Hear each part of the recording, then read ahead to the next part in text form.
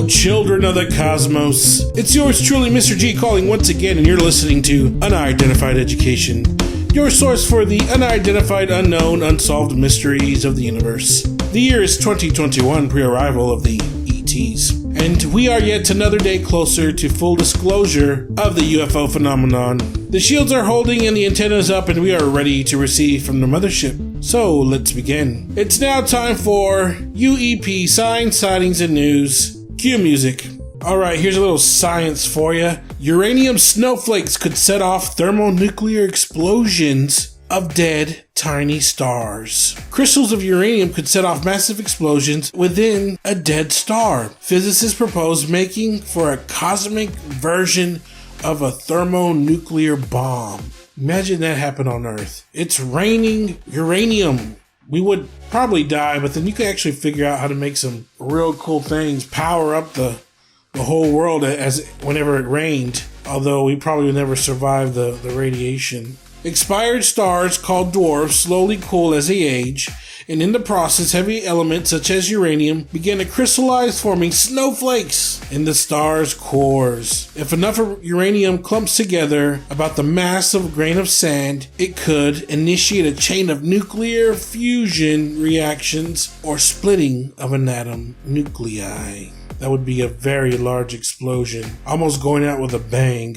A new survey suggests Canadians spotted more UFOs last year during the COVID-19 pandemic. Chris Rutowski with UFOlogy Research in Winnipeg says sightings of unidentified flying objects across the country increased by 46% in 2020.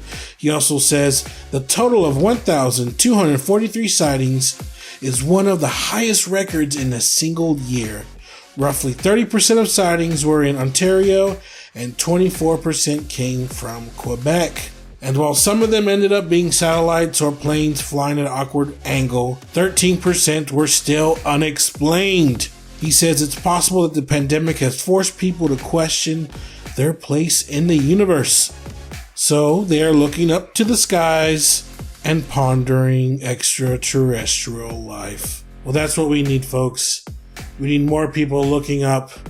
The day of disclosure is coming, and we're all going to say we told you so.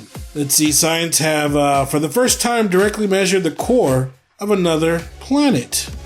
NASA's InSight mission on Mars has discovered the red planet's core is considerably larger than expected. You know, I think we need to do what in the movie, where Arnold goes to Mars, get your ass to Mars. Everything was kind of like semi-underground. And I think that's what we're going to have to... We can't be in the air because it's too harsh. It's too cold and the radiation. So we're going to have to be underground. And I think Mars is going to be the place to go to get away. Underground, you can have these structures. You can have swimming pools. You can make it look like an island, but you'll be on Mars. We'll have... malls will come back. Let's face it, malls are dying. But would you go to Mars Mall? I would love to go to Mars Mall. And you can have 1, 2, 3, 4, 5 floors of Mars malls. You can have hotels on Mars. It's going to be underground, but you can add a fake window or add a fake garden or a real garden and kind of walk around and have constant straight up oxygen going through the garden or giving out actual real oxygen.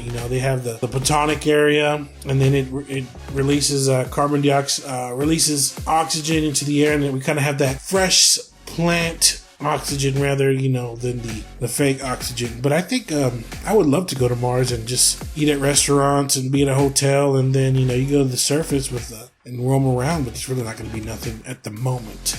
Let's see, that's it for the news.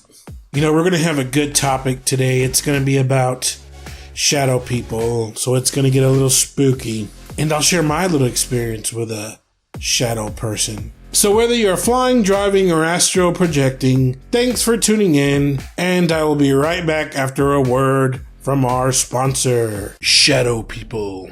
Boomin, shadow folk, what are these dark apparitions seen and described by most people of many cultures all around the world?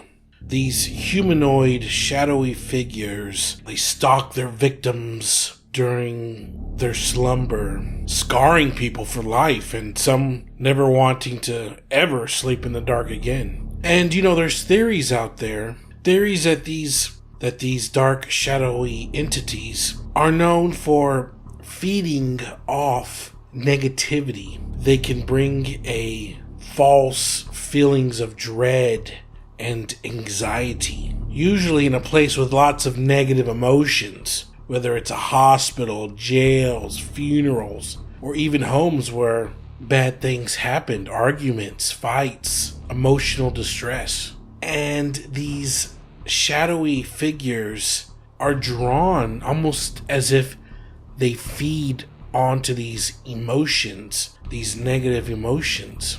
So what are they? Angry spirits, perhaps? Interdimensional beings?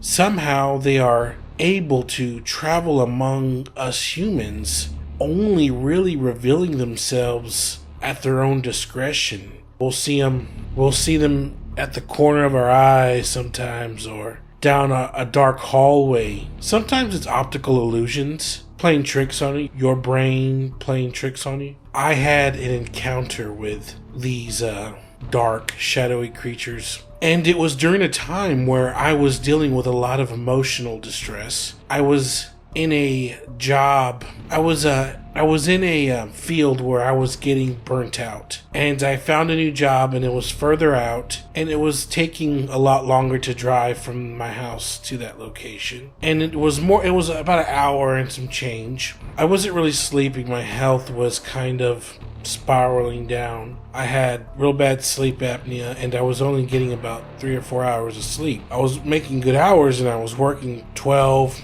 13, 14 hours, driving a long way home, and then getting up early, 7 a.m. Well, getting up early, and then I had to be at work by 7 a.m. And it just took a toll on me. I remember one night I woke up around 4, and I just had this feeling of not wanting to do anything. I was exhausted, physically, mentally. Closed my eyes, opened them, and at the foot of my bed, I saw a shadowy figure, long twig, not twig-like, but just thin, and it appeared to be female because my impression was it had hair, female type hair, and a top hat. Now, it's not so much witnessing something in your room when you're alone that really frightens you. Well, in my case, it did. It was more of the experience of seeing this shadowy object. I had to really stare at this object, and I was able to clear my eyes, and it was there. And not only did I experience it was projecting all my anxiety, worried, frustration, and it was projecting it onto me almost as if it was a mirror. A mirror projects light, it reflects your reflection. This entity was reflecting my negativity, double, 1,000 times, and it was overwhelming. I also felt a little violated that something was in my room. I live by myself. I kind of got up, and I was going to confront it almost physically. It was either fight or flight, and I felt I needed to fight. And as I got up, adjust my posture in bed still, because I have a large king-size bed, it just vanished as if nothing was there. It kind of like when you're watching a single frame in a movie, it just goes away. And I was ready to confront it. If I would have tackled it, I would have ran right into the mirror that's behind it. But it was right direct and center, dead center in front of me. And yes, it was more what was projecting onto me. It was my negativity, almost as if I'm staring into the mirror. And it seemed like this thing was semi-alive and not. Almost as if I was staring at a tree. I know the tree is organic, it's alive, and it's giving off oxygen. That's how I experienced this shadowy figure. It was as a figure of a tall, slender shadow of a woman, or a weird sculpture with a top hat. It was alive but not animated, and it gave off this negativity, anxiety, frustration all at once. And there's different stories of people seeing these shadowy figures. Now, what are they? Are they time travelers, ghosts, demons, other astral bodies, interdimensional beings? I'm not sure. The way I experienced it, I guess it would be an interdimensional being that only feeds off of negativity, and that's maybe how they survive. Whatever they are darker than the surroundings around them, darker than then the whatever's behind them, they're always going to be a shade darker, almost as if no light is reflecting upon them. Or a black hole, maybe it sucks light, maybe it consumes it. I don't know. It's a very interesting experience. It wasn't so much frightening. I wouldn't want to see it again, and I wouldn't want to be in that same state. But if I were to saw it, I would be able to understand more what it was. I never felt that I was in danger. I only felt that this entity wanted me to feel what I was radiating and wanted to project. Its only purpose was to make me feel uncomfortable. Is that a type of sign? Was it helping? I don't know. Maybe that's the way it communicates. It's from a dark dimension where the only way it communicates is through a feeling, and the feeling that it feeds off is the only feeling that it can give off. I don't know. It's one of my theories. And you hear about these all over the world, different cultures. Some have seen these with red eyes, and perhaps they get more powerful as the energy is more negative and more bad things happen. They're only as powerful as you make them, as you project out to be. And if you have any stories about these apparitions or spirits or shadow people, feel free to share them. You can send me a message. Maybe I can have you on the show and share your experience. But it's very interesting, and I'm kind of glad it happened, and at one time is enough for me. And we'll be right back. I've been reading books and researching interdimensional beings and whether we can communicate or how to communicate. And it seems that we're in a year of enlightenment. The full disclosure of the UFO phenomenon is all over the news, and we are finding new things out every day. But I don't think we realize how in-depth the knowledge of ETs goes, what they know. And it seems like we are on a path to discover that our bodies is, and not to sound cult-like, but our bodies are vessels, like, in religion, and that what makes us alive, the energy source, is much more important. And whether that could be harnessed to power things is kind of scary. What keeps us alive is a power source, and I'm afraid that's what it might lead to, kind of like the Matrix. What if we give off a certain type of energy that enough of us could power a certain machine that can talk with something a lot older than us, something we would probably call the creator or a god. These ETs will most likely understand how to communicate with a higher being, higher meaning in a different level, a different dimension, a different plane, that's a lot older and understands more about existing and reasons why we're here. There's really one way that humans have found to find that space and time is through hallucinogens and ayahuasca and DMT. And I'm not promoting anyone to do that, but it seems like it somehow opens the mind so that certain people who take those chemicals have experiences with beings of other dimensions telling them pretty much everything they've ever wanted to hear. And at that point, they seem to understand everything. And the feeling they get is content. Oh, I understand what you're telling me. As they astral travel to a certain location in space and time, they meet an entity, whether it's female, male, depends on their imagination and mind. And they're given information. Now that the catch is, once they return to their normal state, everything they understood and known goes away. It's almost like being erased from the mind. And that's probably an important side effect of coming back to this realm. We probably cannot handle the fact that there's purpose to everything, and that in the end, the only thing we need to know is everything's probably going to be okay. We need not to worry because we are probably a lot older than what we believe to be, and it's going to be an instinct to go back to where we originate from after this vessel dies. That's my theory. Now, I'm not saying go out and to hurt yourself in any way. God forbid that would ever happen to anyone, and I'm saying to do that.